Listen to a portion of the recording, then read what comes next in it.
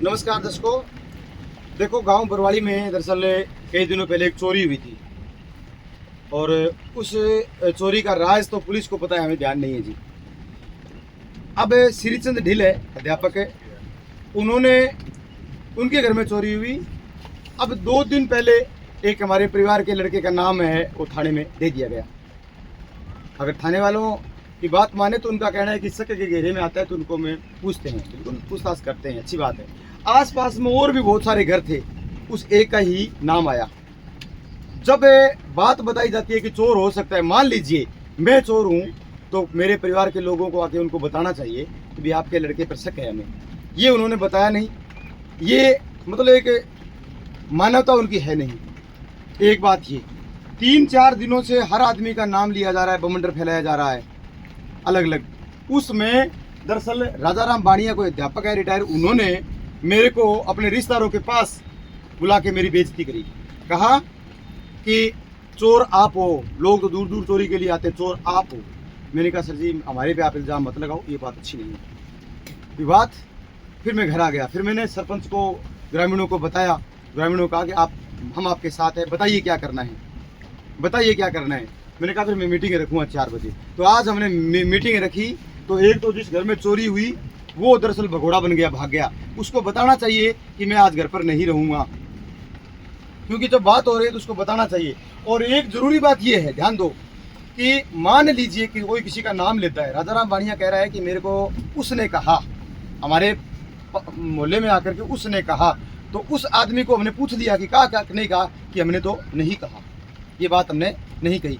फिर राजाराम बाणिया ने मुकर गया, बोला आप मेरे को फ़ोन किया कि मैंने ये नहीं कह रहा कि आपने चोरी कर ली। मुझे तो श्रीचंद की बहू ने कहा था, कि श्रीचंद की बहू ने कहा कि भाई चोरी क्यों करती हो, चोरी का नाम दयाराम को क्यों लगाती हो, इनके घर में क्यों लगाते हो चोरी, इनके घर में क्यों इनका नाम क्यों लेते हो। उन्होंने ये बात कह दी।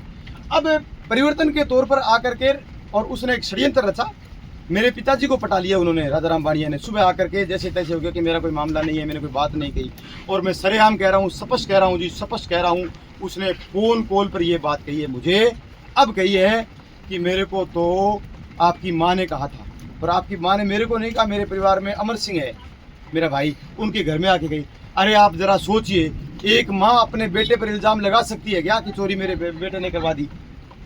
इसलिए मैं कल संडे है, मैंने पुलिस प्रशासन को सूचना दे दी है, और मैं कल संडे परसों है वो मानहानि का हम मुकदमा दर्ज करेंगे। और आपको मैं सच बता दूं, मेरे चचेरे भाई का नाम लिया है, उन्होंने नाम लिया है। और वो मैं आपको सच बताऊं, आज बारिश हो गई, बहुत लोग इकट्ठे हुए, मैं समझौता करने वाला नहीं हूं, स्पष्ट बात है। और एक और बात बताऊं आपको अच्छी सी, कुछ दिन पहले इनके पिताजी गुजरे थे, राजाराम बाणिया के अध्यापक के जो सेवानिवृत्त हैं, उनके पिताजी गुजरे थे।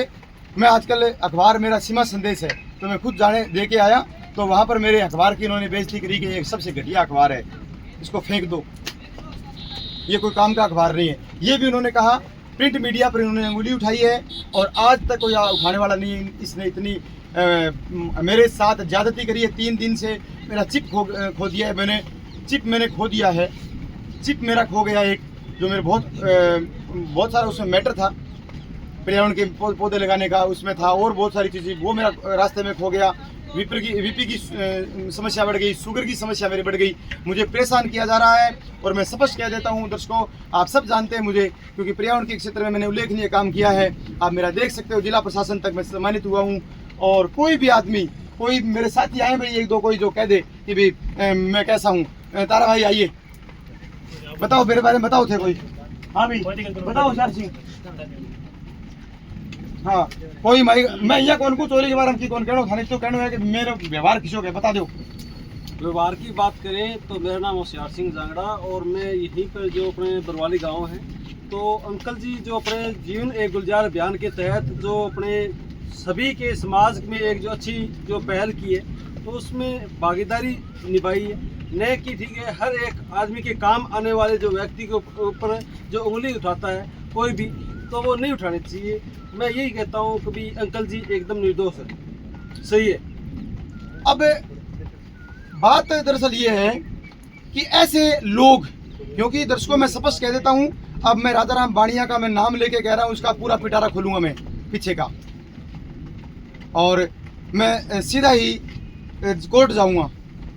आप सबका नमस्कार, मेरे साथ जुड़े और जितना भी काम, न केवल ये खेल की दुनिया की बात करेंगे तो सहयोग दिया है, हर जगह मैंने शिक्षा कमेटी का मैं सेक्रेटरी हूँ, हर जगह मैंने काम किया है, बढ़ चढ़ के काम किया है। कहीं पर भी कोई मेरे को लांछन निकाल दे तो मैं 1 लाख रुपया देने को तैयार हूँ। अगर राजाराम बाणिया से मैं कहता हूँ, अगर वो मेरे सामने नहीं आएगा, गांव के सामने माफ़ी नहीं मांगेगा, तो कल माफ़ी मांग लेगा तो ठीक है, कल मैं टाइम देता हूँ, माफ़ी मांग लेगा तो ठीक है, नहीं माफ़ी मांगेगा, गांव के सामने माफ़ी मांगनी पड़ेगी। गांव के सामने माफ़ी नहीं मांगता है तो मैं सीधा कोर्ट जाऊँगा सोमवार को। स्पष्ट बात है, मैं लड़ाई लड़ने के लिए तैयार हूँ। मैंने मेरी ज़िंदगी इसी काम में के लिए लगानी है। धन्यवाद।